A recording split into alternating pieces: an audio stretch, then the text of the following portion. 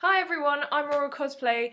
If you haven't seen me before, I've done a few cosplays, which I will put here, like Miranda Lawson, Lara Croft, Quiet, and most recently Christy Monteiro.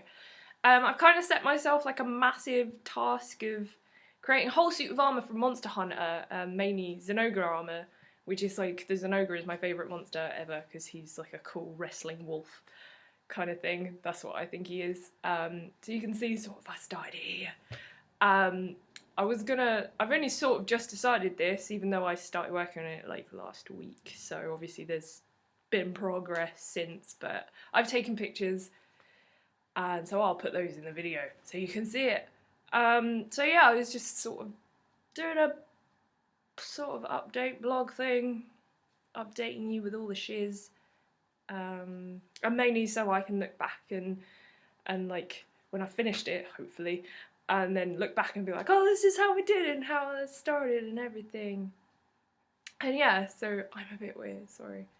So I'm going to go through in pictures. Like, firstly, I made a pattern. So I basically got this mannequin here and put a bra on it, for one thing, because it has no boobs. And I do. So I put a bra on it and stuff, and then wrapped it in cling film and put some masking tape on it, and after that I actually physically drew on with marker pen like the whole pattern of the thing. Obviously this is like an adjustable mannequin, so it's to my size, at least I hoped it was, and it was. Everything turned out that it fit. So I drew the pattern on and then I cut it out, and I can show you bits right here. I've got, this is one bit of the pattern. It's like totally, if you didn't see it on the picture, it's actually the bottom bit, so it would be this bit here. Obviously it doesn't really fit because it's just a bit under the breast of the breastplate. So yeah, this is one of the bits, and then after that I will show you a bit that I did earlier. Oh, it's all on the floor now. After that I would get some regular sort of crafting foam, which is, I think it's EVA foam or something, and it's like, ooh, it's really thin stuff, and it's really great to sort of keep the warbler flat, which is what I'm making this out of. I should have said that. I should have ordered this and made notes or something, but I'm just winging it, whatever. Yeah, so this is made out of warbler, which is a thermoplastic, like so. Everything's falling on the floor, in case you didn't hear that, which is made of thermoplastic. Yeah, so you heat it up and you form it, and it sticks to that form, like you can see here. Otherwise it would just be a floppy mess. And it's really cool, kind of expensive, but it's so worth it because it's so much fun to play with. So yeah, you get this pattern thing, backtracking completely, this is how my brain works. So you get this sheet of paper here, which is the pattern that I drew. This is for the back piece, which is actually separate from the whole thing because I have to figure out how to clip things on, which I've already figured out already. So yeah, so you get that, and then you get this pattern here, and then you do the same with warbler, so you make the warbler bit, and you put the warbler on the underneath. I did this first. I kind of did it, I think, a bit different than what other people have done. I don't know. I've never seen, I mean, I've done a lot of research for this, quite a few months before I said to myself, yeah, I'm gonna do this. And I've seen a lot of tutorials, and I've kind of made my own way of it. They usually just do the whole thing and then put details on top, I think. I don't know. But I decided to just put the warbler underneath with the foam on top and then start building details on top of that, which is probably a dumb way to do it, I don't know, but it's turning out okay, and it's also not making it too thick, and also saving some warbler. I say a lot.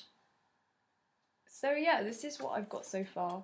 So after doing the whole patterns and stuff, and obviously the warbler thing, you can see, if I give it a spin, this is what you kind of get, and I have to keep it stuck on, otherwise, with masking tape, otherwise it falls off. And you might also think why I made my mannequin look like a weird space alien with tinfoil is so I can actually heat it onto the mannequin so it doesn't, so my mannequin doesn't melt because it's plastic. It's really old. I think it's from like the 70s or something.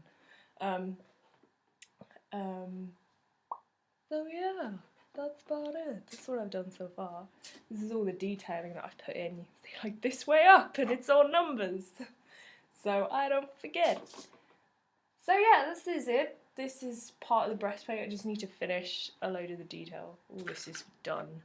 And it still fits, but it's still kind of a bit big here. So when I put my arms down, I'm a bit like this because it hurts. So I need to fix that.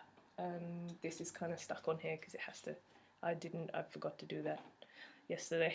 But yeah, so that's pretty much it. Hopefully this video isn't a million years long because I don't want it to be. But yeah, so I'm going to carry on spinning this around here.